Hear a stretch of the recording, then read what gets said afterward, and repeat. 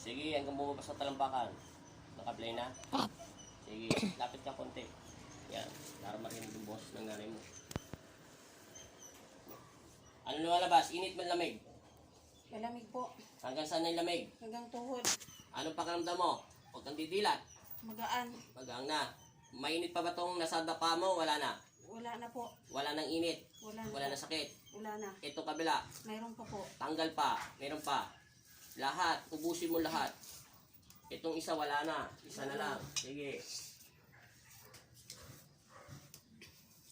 Anong gawin, sana palitan mo ng kabutihan ang ginawa ng Panginoon Kristo, ha? Naiintindihan mo? Opo. Tapo mo hanggang lalamunan yung mga natitira. Yung Makati mo lalamunan. Ilang buwan mo na sakit yan? Isang buwan na po. Tawag dito spiritual. Naririnig mo ako, naririnig din kita, naiintindihan mo? Opo. Hindi to gamot ng pagkukulam, naiintindihan mo? Opo. Hindi rin naman ka kinukulam, hindi ka rin naman binabarang, hindi ka sinasaniban ng mga masasamang ng mga sanib ng mga exorcist. Ito lang ay mga nausog ka lang ng mga, parang sa taon, nausog ka lang, naiintindihan mo, ng mga Opo. elemento. Opo. Mga laman lupa. Patatanggal ko lang yan, kaya naririnig mo ako. Opo. Sige, tanggalin mo lahat ng sakit mo. Tawag yan, linis spiritual ng Panginoon Kristo. Ang Diyos ang maglilinis sa iyo. Sige.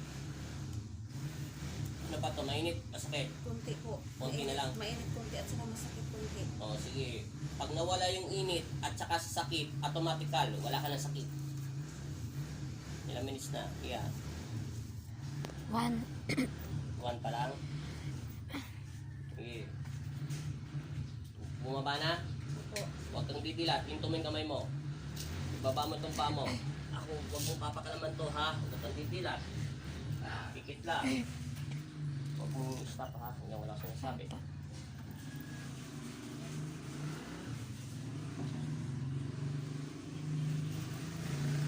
Hawakan mo to. Ako lang, dilit mo lang yung kamay mo. Bibitawan.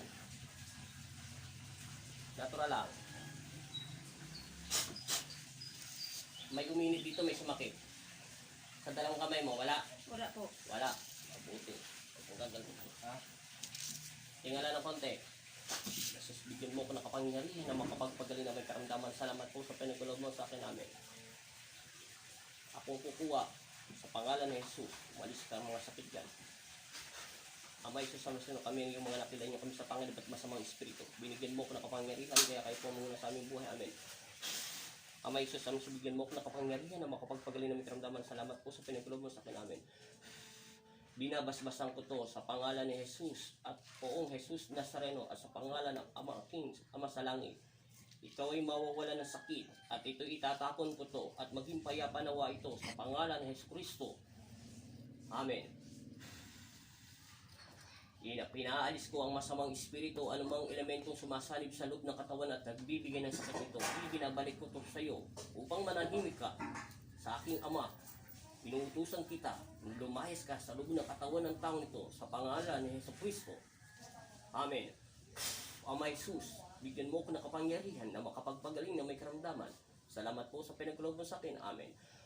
Binabasbasan kita sa pangalan ni Jesus Kristo at sa pangalan ni Jesus. Gawa ang Panginoong Kristo ang maghari sa iyo at walang sino man at maghahari sa iyong buhay magpakailanman. Ang aking Ama ng iyong Panginoong Kristo mo rin sa pangalan ni Jesus. Amen. Dilat. Hawakan mo yung leg mo. Ngumanga ka. Masakit? Wala. Igalaw mo leg mo. Daan-daan lang, baka mabalik. Bitaw mo yung kamay mo, siyempre. Masakit? Hindi po. Lakad. Ilang minutes na. Ano mo na. Subukan mo maglakad. Sige. Anong pakiramdam ate? Magaan po. Akin na yung cross mo na. Para bumitaw. Para sigurado natin kung tumalab agad ang bisa. Sige, lakad ka. Sige, gumalaw ka ng walang alinlangan. Kung natural na galaw mo. Igalaw mo ang mga paa mo. Anong pakiramdam? Magaan po. Leg mo. Magaan po. Ngumanga ka kung masakit pa. Ilang buwan mo na sakit yan? 1 buwan na. Isang buwan po. Nagpatingin ka na sa doktor, ano sabi ng doktor? Normal lang po. Pero wala silang makita. Binigyan ka ng resetang gamot. Wala. Wala.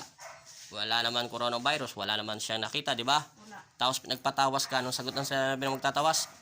Ano daw, mga nakatira sa lupa. Pwedeng totoo yung sinasabi niya. Mga laman lupa. Naririnig naman sa unang Diyos. Ano yun sa video. Yun mga body spirit. Ganon. Bagas sinabi ko nga sa'yo, para ka lang na pagtripan o napausog ng nila. Pero hindi umubra ang tawas dyan. Ang labanan dyan spiritual. Naririnig mo ko, di ba kanina? Lumapit ka, te. Naririnig mo ko, di ba kanina? Nagagamot ang Panginoon sa'yo. Ibig sabihin yun, alam mo ang ginagawa mo, pero linis lang yon. Pero habang ginagamit mo itong dalawang kamay mo, hindi mo kamay ng Diyos yan. Baka nilagyan niya ng bisa. Anong nararamdaman mo? Di ba mainit? Tapos, Masakit. tapos ano pa?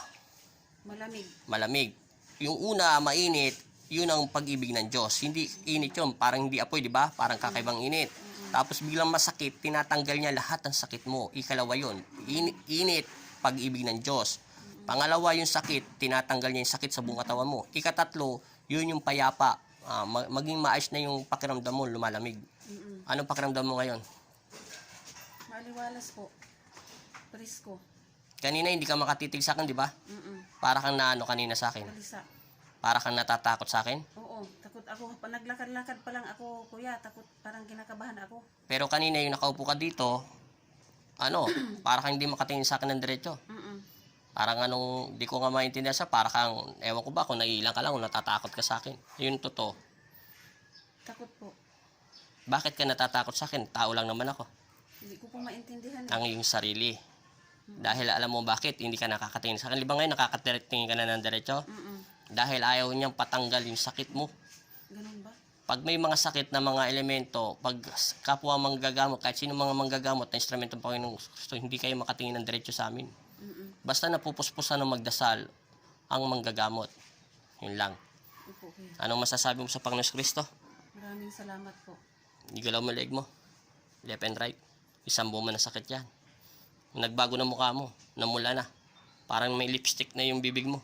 Pumula na sa husto. Hindi ka tulad kanina, namumutla. Anong nanay mo kanina? Yung pumunta kayo dito, di ba namumutla siya? Ngayon, ano na mukha ng nanay mo? Namumula na po siya. Oo, namumula. Nakikita ko po yung kuya sa picture po. Oh, kita mo yung mukha mo, nagbago na yung mukha mo, hindi ka tulad kanina. Sige, maraming salamat po Panginoong Hesus sa mga Nazareno, sa lahat pong binigay niyong biyaya sa Kanya.